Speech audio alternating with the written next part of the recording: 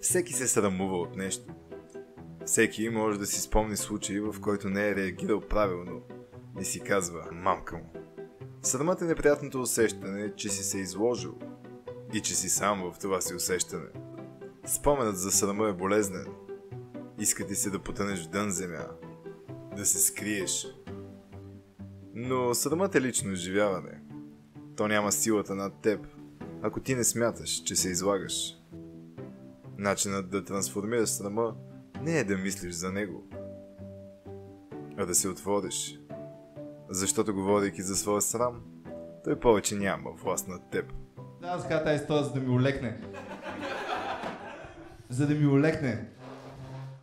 Сега си изглеждам като човек, който се разхожда по улицата в София и може би никой не предполага дори, че съм от Кърджали. Даже не ме спират за лична карта и нищо. Обаче това не е първият път, в който съм в София. И сега ще разказа за първият път, който отидех в София. Всички беше ясно, че не съм за първи път в София. Защото аз съм от Кърджали. Аз съм 16 години хора, когато дойдох за първи път в София. Значи трябва да се върна назаде. Когато бяхме 14 години, беше модерно да танцува брейк. И ние започнахме да танцуваме брейк и 2 години по-късно си казахме, вече сме достатъчно добри да отидем на състезание по брейк. Ние не бяхме, но ние сме от Кърджали. Откъде да знаем? Къде да знаем? Отиваме. 2 години са достатъчни, хората цял живот ние отиваме, сме готови. И сега ние отиваме на състезание, обаче ние сме на 16 години. Никой не знае какво значи да отидеш на състезание, особено в София. Никой не е бил в София. Ние сме били на зелено училище в Ямбол. Това е същото. Кърджали, Ямбол, планина, Баир, нищо не е различно. И ние отиваме състезанието се провежда. Той пише ми къде се провежда, ние не знаем какво значи това, обаче клуба беше много сходен като микстейп. Изглеждаше като микстейп. Той вече не съществува, обаче беше горе-долу като микстейп. Да не кажа същия като микстейп, но не е микстейп. И аз обаче отивам на състезание. Аз съм на 16 години, майка ми от провинцията. Аз отивам в София, в големия град, не се знае какво ще се случи, разбирате ли? Трябва да сме подготвени. Така че аз влизам в микстейп. Тук е микстейп. Той не беше микстейп, но го няма толкова. Микстейп. Влизам с сак. Разбирате, аз сак. Влизам с сак, защото не знаем за къде. Ние отиваме за няколко часа. Обаче аз имам 4 панталона в този сак. Един, ако е студено, един ако е топло, един за танцуване и един за всеки случай.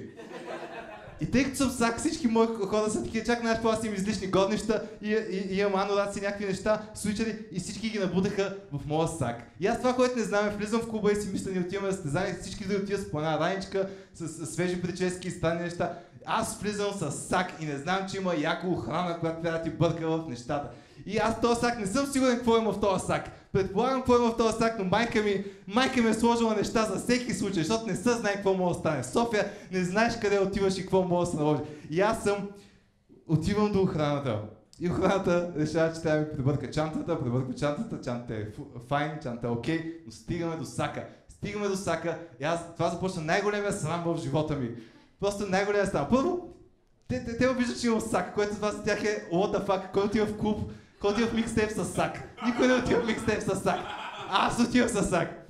Отивам и аз заставам до охраната. Трябваше да бъда срам как всички фънки хора минават покрай мене, цветни, готини, яки мацки. И аз така ми бъркат им вадят панталони и неща, но не съм спрял там. Какво вади охраната?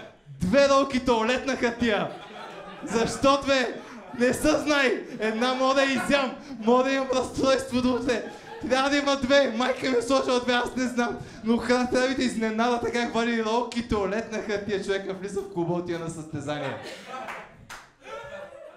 И ако беше само туалетната хартия, който от провинцията знае какво следва. Защото вие не знаете, вие сте от София, вие сте живели тук на НДК, хората са ви духали в подлаза, всичко е било наред. Но аз съм до охраната и аз просто съм свил на земята, докато ми бъдат туалетна хартия, айран и всичко. И стигаме до кулминацията. Коя е кулминацията? Кулминацията е кутия от сладолет пълна с баница! Влизам в микстейп с баница! Баница! Никога няма да забравя погледа на охраната, как да си вика, какво е това е към баница? И така ме гледа. Той е влезнал с баница. Ох, олекна им. Сега аз бяхте супер.